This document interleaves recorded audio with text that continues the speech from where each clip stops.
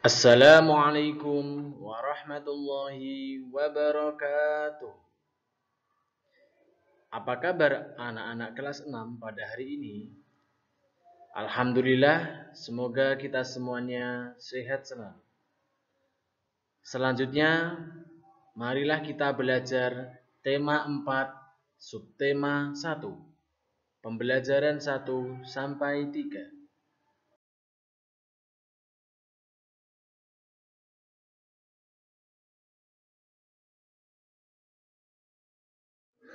Globalisasi.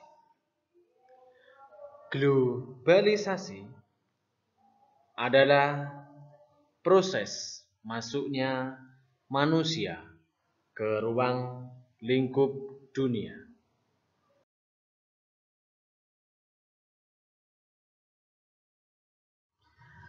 Apa penyebab adanya globalisasi?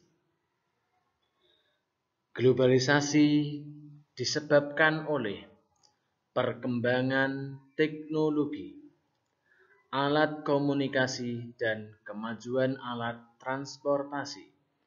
Bisa kita lihat di gambar tersebut, ada berbagai macam perkembangan teknologi. Ada alat transportasi, pesawat, kapal, dan lain sebagainya. Juga alat komunikasi. Itulah yang menyebabkan adanya globalisasi. Selanjutnya, faktor kerjasama negara-negara ASEAN. Yang pertama, yaitu sumber daya alam. Kita tahu negara-negara di ASEAN adalah negara-negara yang berdekatan di wilayah Asia Tenggara.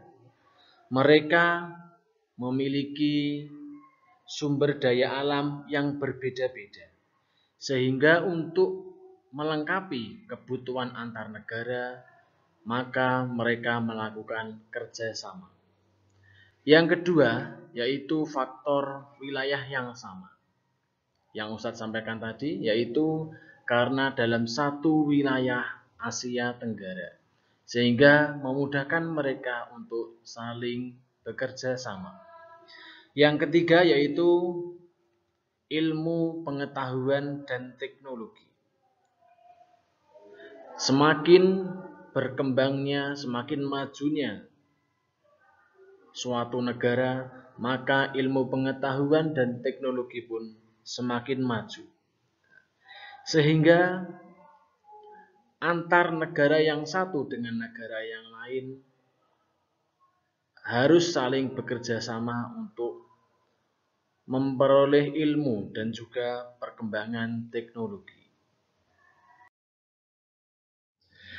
Selanjutnya, teks eksplanasi. Apa yang kalian ketahui tentang teks eksplanasi?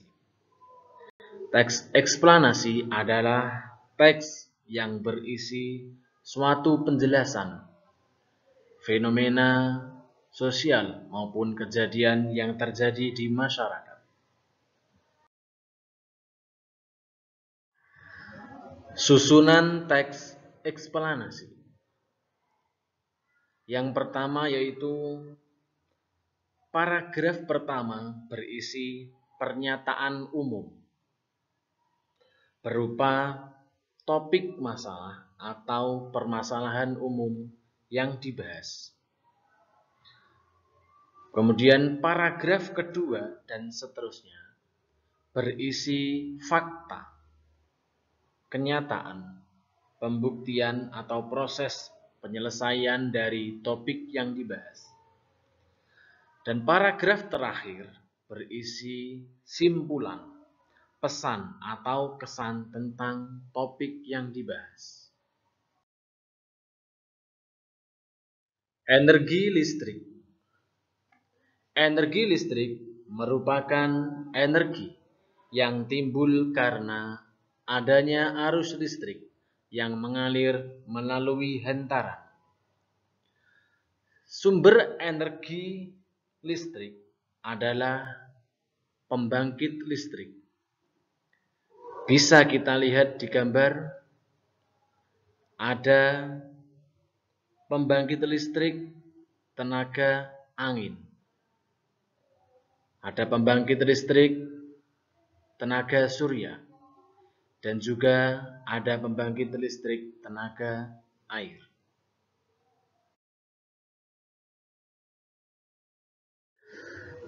Reklame.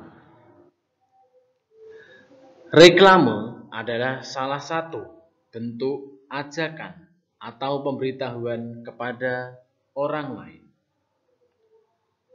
Tujuan reklame digunakan yaitu untuk menawarkan dan mengajak pembaca agar mengikuti anjuran atau membeli produk yang ditawarkan dan meyakinkan bahwa barang yang ditawarkan berkualitas baik.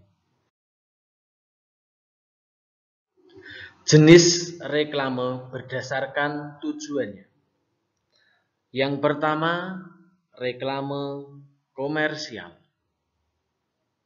adalah reklame yang sifatnya menawarkan barang atau produk dan biasanya digunakan oleh para pedagang. Bisa kita lihat di gambar samping, yaitu menawarkan produk Fanta. Bisa kita lihat gambarnya dan juga kata-katanya. Ada ceriakan hari-harimu, segarkan sensasimu. Nah, itulah termasuk reklame komersial. Yang kedua, yaitu reklame non-komersial. Adalah reklame yang sifatnya mengajak orang lain untuk berbuat sesuatu atau memberi anjuran yang baik. Seperti contoh di samping, buanglah sampah pada tempatnya. Jadi inti perbedaan dari komersial dan non-komersial. Kalau komersial berhubungan dengan penawaran barang dagangan. Kemudian kalau non-komersial tidak berhubungan dengan penawaran barang dagangan. Tapi hanya sebuah ajakan atau seruan yang baik.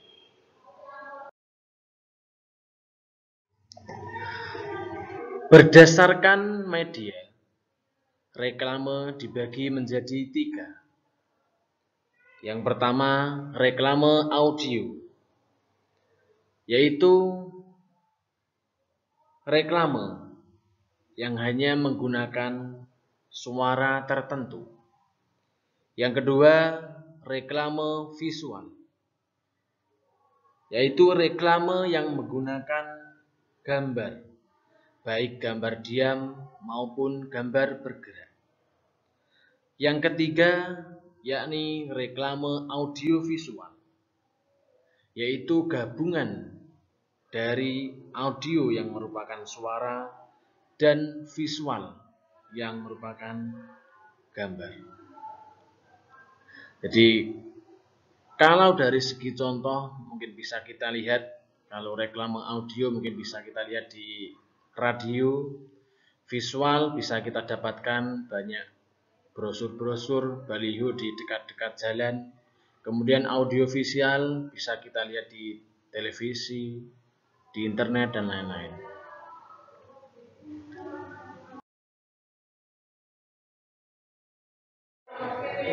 Ciri-ciri reklame. Yang pertama, berisi informasi, membujuk atau mengajarkan masyarakat. Yang kedua, menggunakan kata-kata yang menarik agar pembaca berminat dan tertarik dengan reklame tersebut. Yang ketiga, terdapat slogan di dalamnya.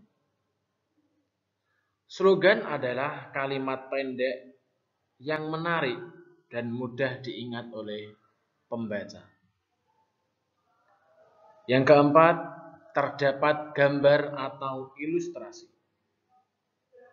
untuk membuat reklame lebih menarik, sehingga pembaca, pendengar bisa tertarik dengan produk yang ditawarkan, atau bisa mengikuti apa yang dianjurkan.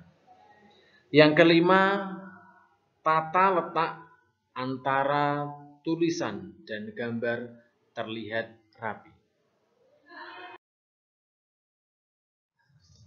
Anak-anak, demikianlah pembelajaran tema 4, subtema 1, pembelajaran 1 sampai 3.